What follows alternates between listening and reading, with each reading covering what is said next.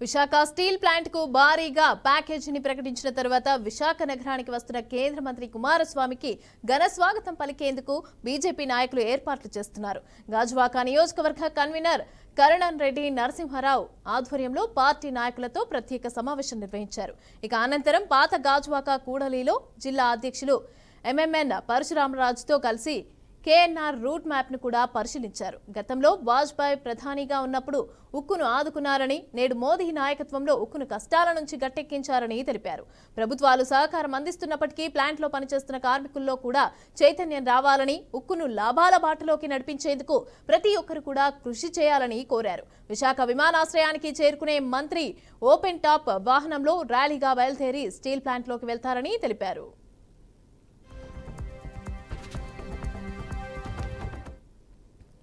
రెడ్డిగా దీనికి సంబంధించిన పూర్తి డీటెయిల్స్ మా ప్రతినిధి శ్రీనివాస్ అందిస్తారు.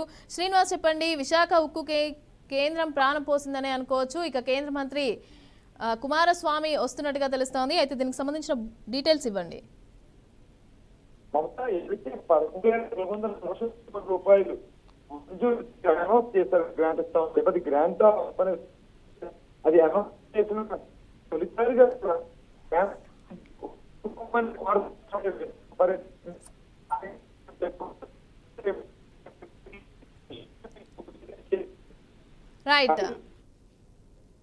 రైట్. Thank you Srinivas.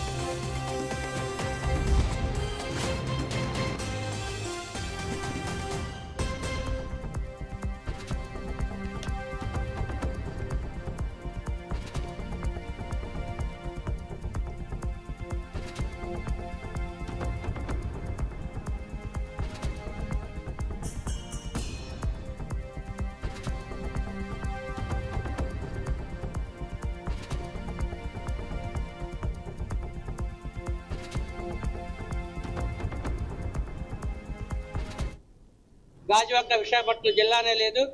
గతంలో వాజ్పేయి గారి ప్రభుత్వం, అప్పుడు ఎన్డీఏ కూటమి అధికారులు ఉన్నప్పుడు 1333 కోట్లు ఇచ్చి ఆదుకున్నది మా భారతీయ జనతా పార్టీయే. ఇప్పుడు కూడా కేంద్రంలో నరేంద్ర మోదీ గారి నాయకత్వంలో ప్రధానమంత్రి గారు 11,440 కోట్లు ఇచ్చి ఉక్కు కర్మాగారాన్ని ఆదుకున్నారు. దాన్ని ప్రజలందరికీ కూడా తెలియజేసే విధంగా ఒక ప్రత్యేక ఇష్యూగా తీసుకోవడం చేయడం జరుగుతుంది. ముఖ్యంగా కూటమి నాయకులు జనసేన, బీజేపీ, టీడీపీ అందరూ కూడా ఈ యొక్క కార్యక్రమంలో పాల్గొంటున్నారు.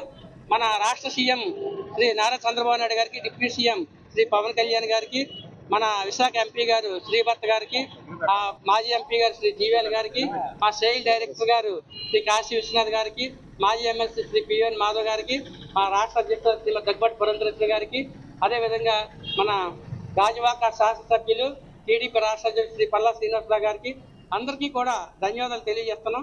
ఇది కూటమి విజయం. అటు రాష్ట్రంలోనూ ఇటు కేంద్రంలోనూ కూడా కూటమి అధికారులు ఉంది కాబట్టి ఎన్డీఏ డబుల్ సర్కార్ ద్వారా ఇవన్నీ మనం సాధించుకోగలిగాం.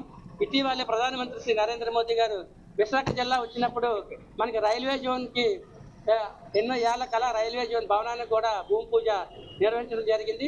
2 లక్షల కోట్ల రూపాయలు విలువైన ప్రాజెక్టులు శంకుస్థాపనలు, ప్రారంభోత్సవాలు చేశారు.